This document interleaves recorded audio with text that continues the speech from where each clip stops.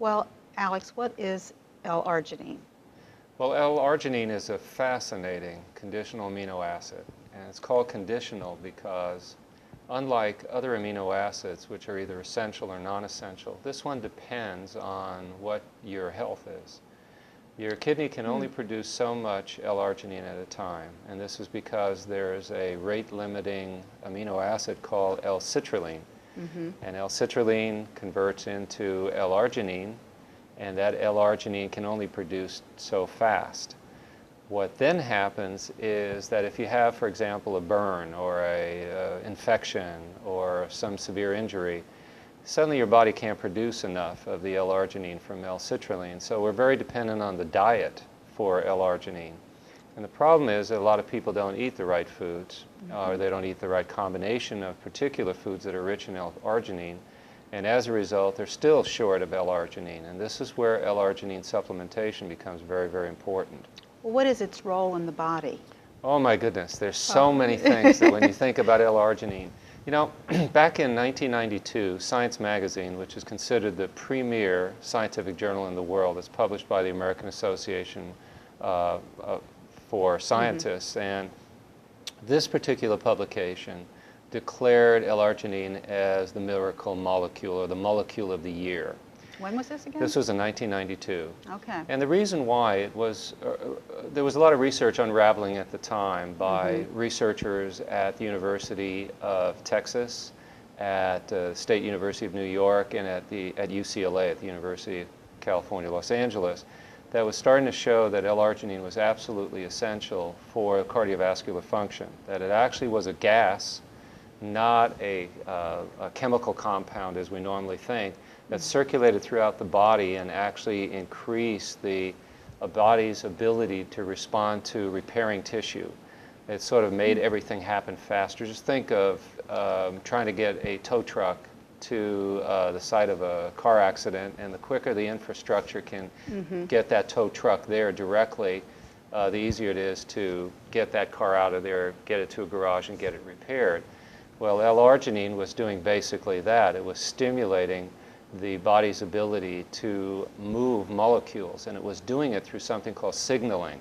And this was the great breakthrough, that these doctors figured out that this gas was actually sending signals between different cells, and those cells were now responding in the way they were supposed to, whether they're in the immune system or to repair damage, like for example to replace damaged cells with new cells that were not damaged.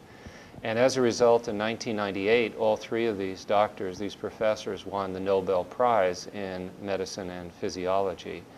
And from that moment on, the excitement that was related to L-Arginine and nitric oxide really began to become very, very serious. And at that point, a lot of companies started to figure out how can we increase nitric oxide from L-Arginine, because that's the gas that we want to increase to facilitate normal healing in the human body. So the benefit to the body would be healing? Well, that's one of many, many. When we get into L-Arginine, we could literally talk about it, I think, for an entire day.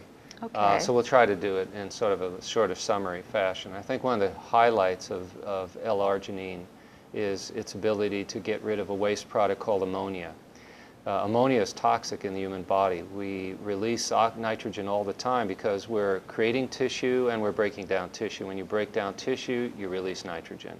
And that nitrogen is combined with hydrogen, and they form a compound that's known as ammonia, which our body has to get rid of on a regular basis. L-Arginine helps to get rid of that waste product. So that's a very important function for L-Arginine. And without it, we would become toxic, and eventually it could lead to death. So let's just say we need that L-Arginine. That's really, really important. Another thing it does, it helps the body to make three other amino acids, creatine, L-proline, and L-glutamate. And these also are very, very important to the body. When we think of creatine, what we think about is its ability to provide muscle energy. So it's important to the muscles and also to the nervous system. So that's one important thing. L-proline is important for wound healing, but also interestingly for the synthesis of collagen.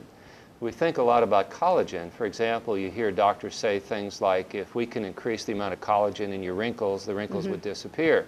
Well, there's another role for L-Arginine. It helps synthesize the very collagen we need, whether it's for our hair, for our joints, for our skin, so it plays that role as well. Then L-glutamine is called an excitatory amino acid, excitatory neurotransmitter.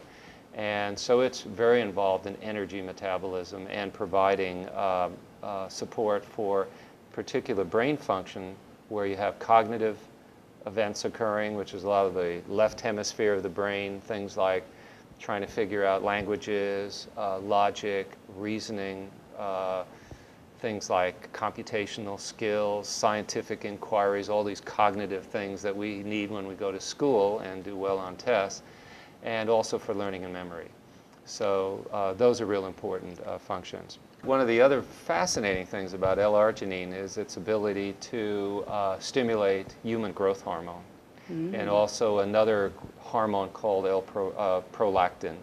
Okay. Prolactin and human growth hormone are really, really important. And we're beginning to suspect that the ability of the increased human growth hormone has a role in supporting aging and in helping to support longevity in humans. So as you're beginning to see with all the different things that L-Arginine does, it's like incredibly vital to human health. Well, it has an extensive role. Extensive role. Extensive role. One of the other things that I find fascinating as well, because part of our life has, as adults, to do also with sexual responsiveness and sexual function.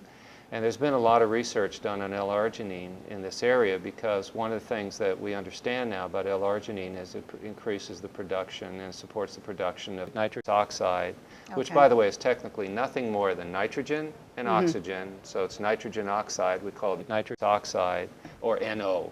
NO. NO looks like the word no, so sometimes Yes, it's not the preferred way to see it in writing, but nitrous oxide really has an amazing role in dilating microvessels, or what we call vasodilatation. And when this occurs in the sexual genital regions, what's really occurring is that we're grabbing a nitrogen from L-Arginine.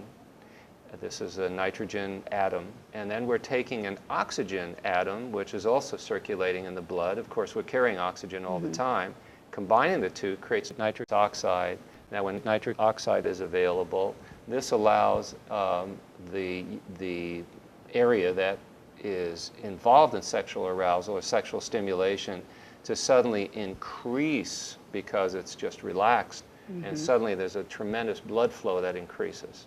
When this affects the vagina, the clitoris, the penis, all these areas can get very stimulated. So that is one of the reasons why L-Arginine has been associated with improved sexual responsiveness, both for men and women, unlike, you know, erectile dysfunction drugs, which are out there primarily for men. This is something that is both genders benefit from. So. Well, that's good news. Yeah, it's good news Thank indeed. you very much.